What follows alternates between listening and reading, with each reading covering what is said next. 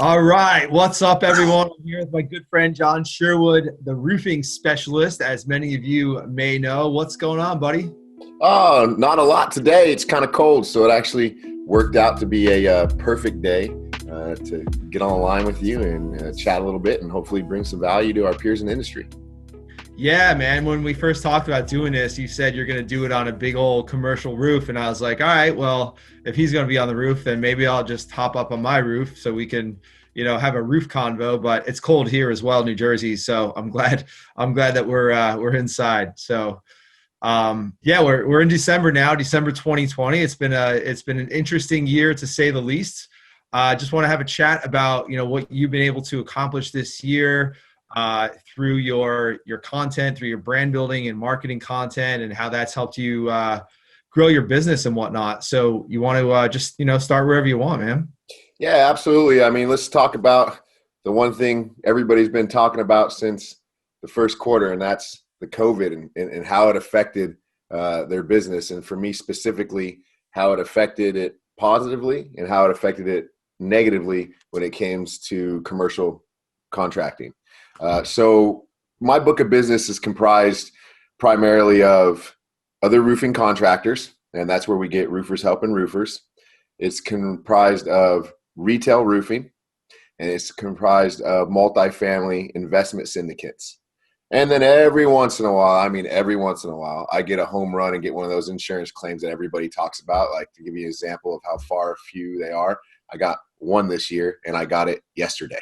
So, I was happy about that because I was like, man, I didn't get one insurance claim this year because, with the customers that I have, they either already have the claim taken care of. It's not their first rodeo. They're just looking for the work to get done, or it's another contractor and we got to leave meat on the bone for that contractor to make those resources and run a sustainable business. But I did get my one.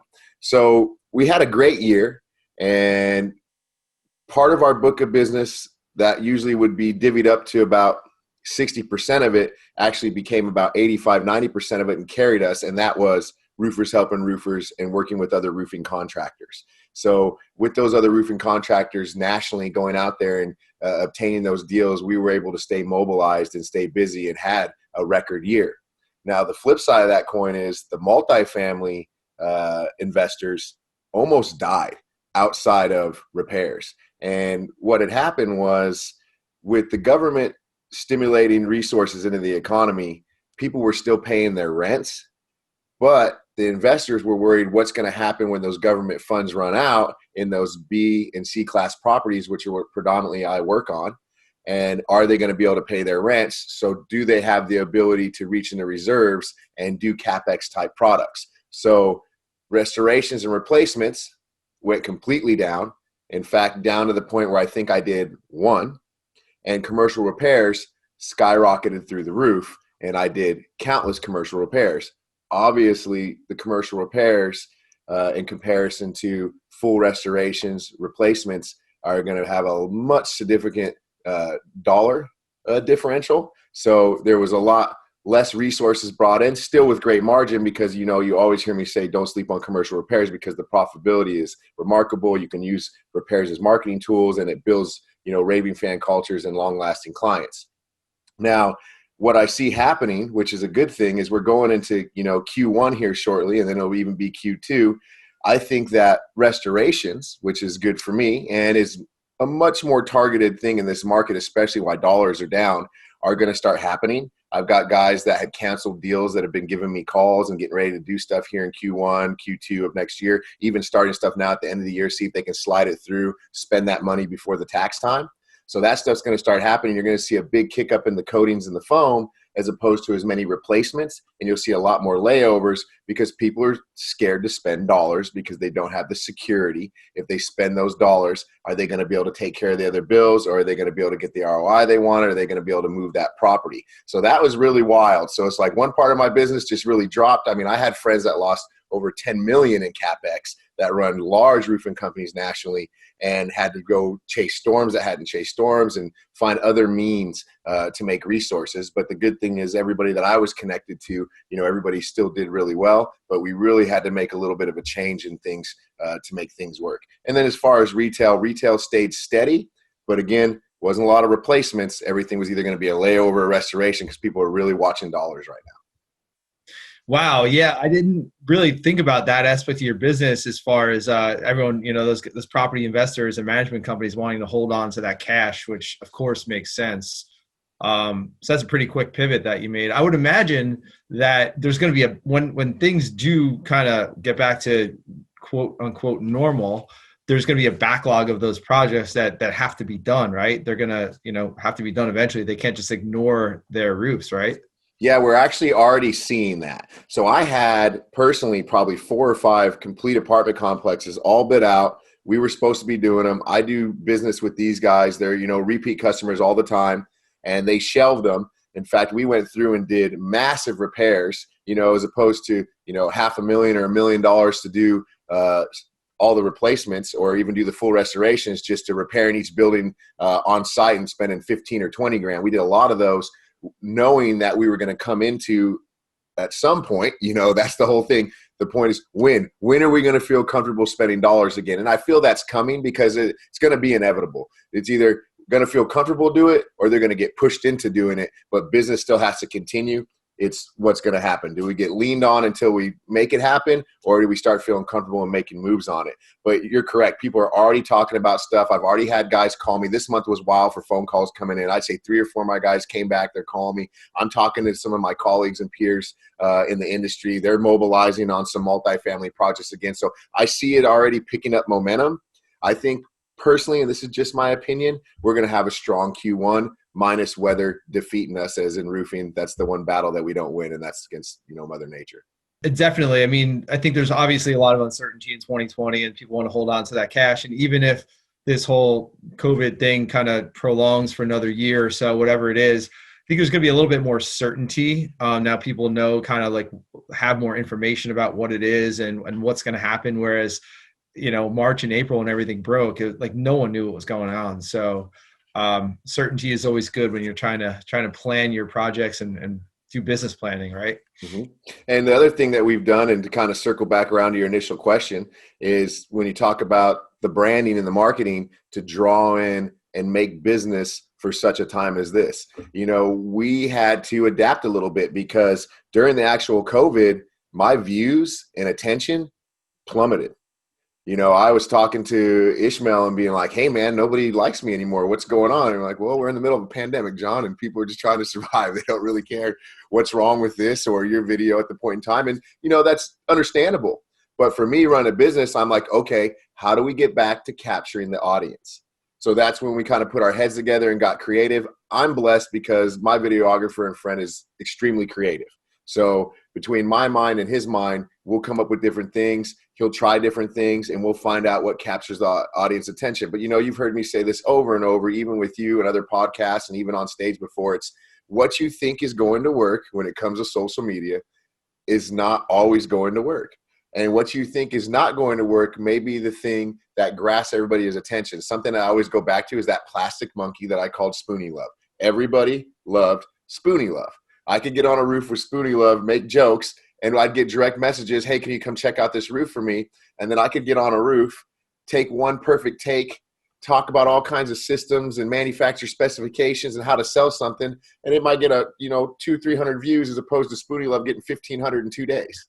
And it's like, okay, they want to see the plastic monkey, they want to be entertained. So in the COVID pandemic, it came down to getting back to capturing the audience. So first it was being patient.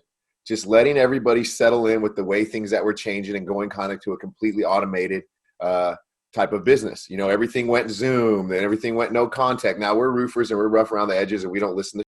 So, we're all out there talking, shaking hands, trying to push conference throughs, doing everything that we're doing. It is what it is. But it doesn't change the fact that the rest of the world, a majority of the world, was going to a no contact orders and doing things over Zoom, which you can see for a lot of businesses has become more profitable because they have the same margins that they were working originally, and those margins go up because they don't have as much overhead and expense that was going to it. So it almost became more lucrative for some industries, and people kind of adapt to it. We just stayed patient, kept putting out content and trying new things. Once we saw what things we were putting out would capture that audience, then we would hit those really hard, and it all just kind of came back to a level playing field, and then it just blew up again, and we had a really good year. Dude, that's awesome to hear. And I feel you there. We had a lot of the similar experiences with content and whatnot. And the thing there is we had to adapt. I mean, obviously everyone had to adapt. And when everything broke in March and April, we went all in, and I was like doing lives every day, just like staying out there and staying relevant. But yeah, I mean, with COVID, with the election this year, as far as social media, there's been a lot of attention diverted in different ways, and a lot of people, maybe getting off of social media because all the crazy noise. And we've been working, I think, more than ever this year on our messaging, on our message to market match, right? It's like with marketing, things are always changing. You always have to adapt. You always have to evolve. This year's been crazy. It's been like every other week we've been like sitting down like, all right, well, this campaign, like this thing was working for, a couple months. Now it just stopped working. So we got to like revise and we got to pivot right away. Whereas in the past, things would work for, months or years even. So it's just one of those things where you've got to be in the game. You got to be consistent about it, about putting out that content. And then you've got to have the wherewithal to look at that and say, all right, well, this is getting engagement over here. People like this. This is not getting engagement, but people might be watching it. We just don't know if they're not commenting on it, they're not liking it and things like that. So you got number one, be consistent. You got to try new things, and you got to be ready to pivot and adjust as soon as you see that you're not getting the engagement and the leads and the sales that you want, right? Yeah, I agree with you. One of the conversations that comes up with us almost on a daily basis, especially during these times, is, it's no secret I've kind of followed and I feel very competent with the Gary Vee model. I don't really charge for any of my stuff. It's just, what can I put out there to bring value? So I'm always asking, how do I bring value? How do we bring value? Is it teaching how to sell these things? Is it teaching how to obtain the leads? Is it how are we putting down and applying product or installing product? It always comes down to bringing value for my actual operation and my niche. It's just important to push value out there because I try to target a lot of other contractors, and I try to put things in their hand that will help them grow their business. Same thing when we go to any of the conferences. If I'm going to open my mouth, the only way I feel good about being on stage or open my mouth is, am I bringing value? Is there somebody that's going to hear something in front of me and they're going to be able to apply it to their business, and it's going to revolutionize their business or change their life? Just like when I saw Gary Vee years ago and I said, okay, I'm going to do what this guy said. As soon as I leave here, I'm going to put the investment in, and I'm not going to stop. And it changed my business. Yeah, so true. I mean, every time I look at if I'm frustrated with our, lack of leads or sales or whatever, I'm always asking myself, how can we provide more value? Because the market is efficient. It's going to reward value. It's going to reward people that are out there consistently. So that's why it's so crucial to provide that value. And one of the things that I've worked on this year, and maybe, you've seen this as well, is provide like educational information, but I'm also focusing on trying to shift the way that people are thinking about their business, right? Just like Gary Vee shifted the way that you thought about, growing your own brand and your business. I'm trying to get people to have a little bit of a mindset shift. Like, here's how to think about marketing. Here's how to think about growing my business, not just like, getting a bunch of leads in the door. Here's how to run a Facebook ad. Like, those tactics are, pretty simple to find online, right? But it's about making that mindset shift. Like, who do you have to become to hit the targets and hit the goals that you have set out for yourself? And I think that's some of the most powerful content that I can put out there, especially is just, getting people to think in different ways. Well, it's one of the things I like the most about what we've talked about over these last few minutes is this current season that we're in, and it's been like this for a little bit, is a huge information season. People spend countless dollars on information, on doing small $2.99 classes online, on doing, let's just look at Tony Robbins, Gary Vee, some of these speakers now. They're doing everything virtual now. They're recording everything. People are paying $1,000 to get on, $10,000 to get on. I mean, information is one of the best things that you can give to people. And whether you're giving it to them free or they're paying for it, or it's a combination of both, which kind of like what I'd like to see. I give everything for free as far as videos, speaking on stage, But if people want to really dive in depth and get one-on-one training and stuff, then we have stuff that we're building for that they can actually invest in. I like to give everything initial up front, and I take calls up front, things like that. But information is one of the best parts of business that you can possibly get in. And I think especially right now with the way that things are changing. Yeah, absolutely. I mean, that's our business too. We're a training company, so we provide knowledge and information, a lot of free stuff. And then, yeah, if you want to dive deeper and get the hands-on guidance, then you can pay for that. But it's true. And I try to provide the value up front. So then when someone comes in, they're already like, all right, I've gotten so much value from you so far for free. I can't wait to see what's on the inside when I, break through that paywall and, actually get involved.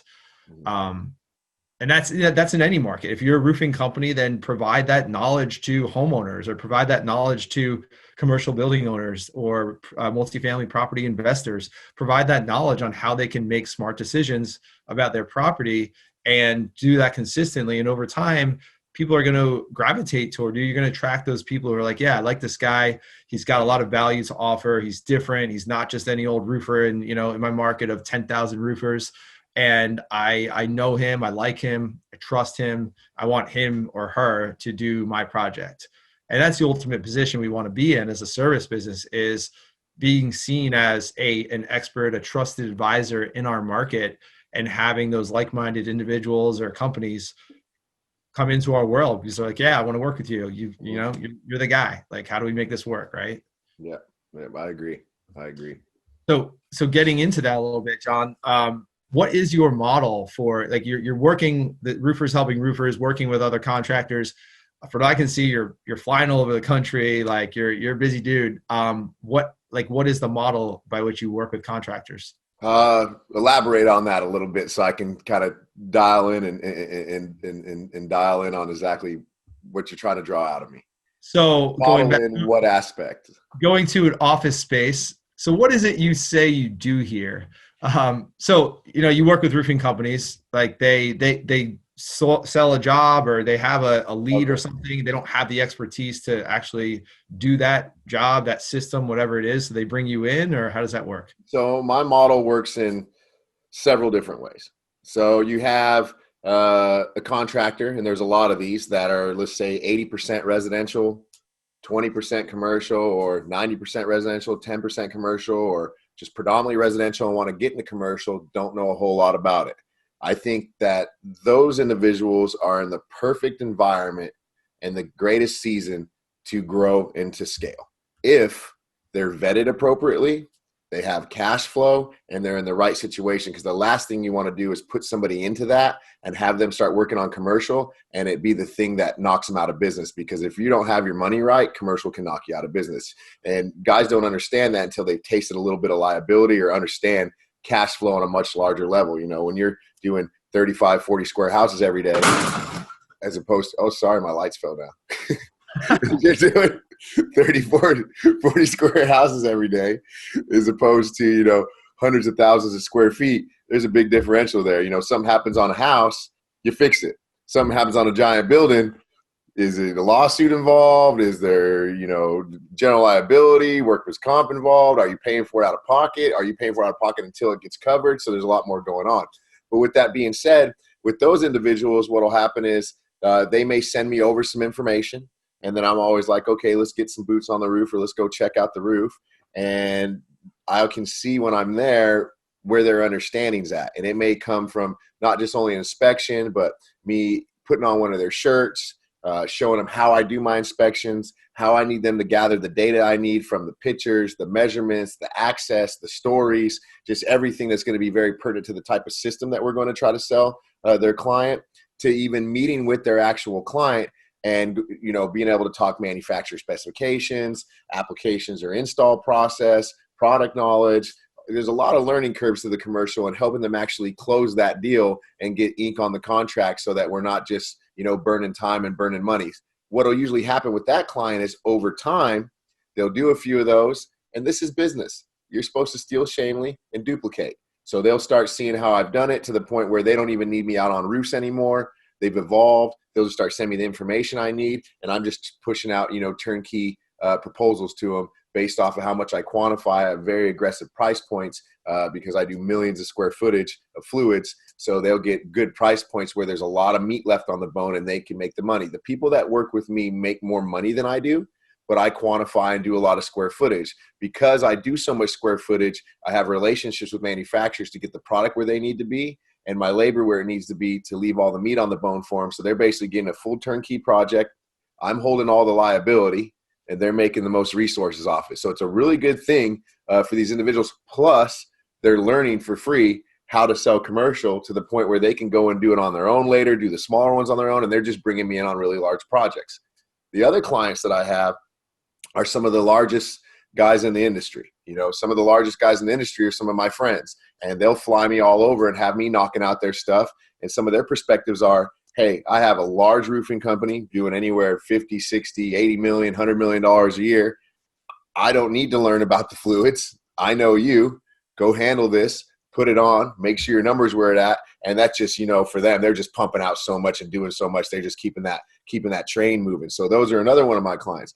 Then I have guys that'll bring me in and just have me train. I'll come in, train them, talk to them about fluids and stuff, and get them kind of amped up and dangerous enough to go out there and start pursuing selling commercial to drive in more resources. So, you know, there's a lot of different ways that I can do it. You know, for me, I love working with other contractors because I generally have a passion for the industry, and I love being involved in this industry, not just from, you know, a monetary angle, but I love seeing lives change. You know, I say all the time, don't just inspire to make a living, inspire to make a difference. And the thing that I've loved about roofing is empowered me to do both. I make a good living to support my family, and I also get to watch people's lives change, especially like in the program with Roofers in Recovery. We see lives change all the time. So it's been really cool, especially from an industry standpoint where we've had kind of a bad rap, you know, drugs, alcohol, women, people not paying people, you know, all the different things that go on. And that stuff's everywhere. It's very predominant in roofing to, hey, watching guys go that didn't have any money to being sober, making lots of money. It's an altruistic movement. They're touching other people's lives. Everybody's kind of growing and flourishing. So I just love the industry. I really like what I do because a big part of my book of business is other contractors. So I get to be right in the middle of it. Yeah, man, your passion is obvious. That's so cool. And that makes so much sense for a company that's looking to get into commercial. Hiring you, bringing you in, you know, removes their risk, right? Some of their risk and enables them to build their portfolio and build their skill set and knowledge base. And it just seems like the perfect model. And we work with some of the bigger, you know, $50 to $100 million roofing companies as well. And also a lot that are in the, you know, the $2 to $4 million range where they're cranking out residential and they're like, yeah, we want to get into commercial, but not quite ready. Just want to kind of dip my toe in and see how it all works. Cause they know, you know, the smart ones know that it's not something that you dive right into without having that experience. So, I definitely got to let some of them know about you and your services and what you can bring. Cause that's huge. Mm-hmm. It kind of accelerates their learning curve a lot. Right. Yeah, absolutely, man. So yeah, what's going on this winter? You keeping busy? You still traveling around? What's cooking? Man, it's been kind of nice because I've been home for a few weeks and I'm not used to just being home on a steady basis like this. It's been kind of great. I'm usually home for a couple of days, somewhere for a couple of days. I do these little stints of 2-3 days everywhere, and I'm always just like kind of making these circles through my predominant servicing states, and then I always throw a trip to Mexico in there every couple of months to keep my head on straight. But I've been home. It's been nice. All the projects that I have going on are in Texas right now. I wrapped up some stuff in Arizona, Iowa, Florida, things like that. So I'm looking forward to just kind of chilling in December. I think I'm going to be in Colorado this month for some snowboarding and then maybe doing a little bit of networking. But for the most part, I'm going to be home. So I'm pretty excited about that. And I have stuff, you know, several hours away because Texas is so big, but still in the same state. You know, we got stuff in Houston that's like 4 hours away. And then I have my schedule for Colorado where I'll be going to Colorado at least once every month for the next all the way through March. But I'm just going to try to stick around for a little bit and buying a new house, obviously moving. So, you know, I hate moving, but it's cool to get a new house, but I hate moving. So I'll have to be doing that and just enjoying some time with the family and the holidays. And the cold weather kind of slows us down a little bit, you know, and especially what I do. So here's the thing, you know, you can do shingles and single ply when it's cold and windy. You can't do chemicals when it's cold and windy. It just defeats you. So it's even harder for us to work in these conditions as opposed to some of the other different types of products that go out there. And we do everything, so I mean, we do the other stuff too as well, but predominantly we're known for fluids. Yeah, right on. That makes sense. Hopefully you enjoy that time, and I'm sure you're not going to take the foot off the gas. Going to be pumping out content and helping people and networking and all that. And that's huge. Set yourself up for an awesome 2021 and keep that train moving, like you say. I'm excited for conference season. We're trying to be ready and prepared for conference season, and Ishmael's working on different speaking engagements and kind of getting that schedule lined out. But what about for you? What about Contractor Dynamics the rest of the year, Q1, conference season coming up? What do you guys got going on? Yeah, so I haven't been on the road. Here in New Jersey, I mean, people are a little bit more uptight, I guess, about traveling. And, I definitely miss being out there. Haven't been out on the road on a plane since, I guess, March, right? Oh, wow. I know, right? It's crazy because I know a lot of the roofing industry is just like it's business as usual. And I get that. Who knows what's going on? I haven't been on the road, and I definitely miss it. So we're doing the first one I think I'm doing is January 14th and 15th, American Contractor Summit.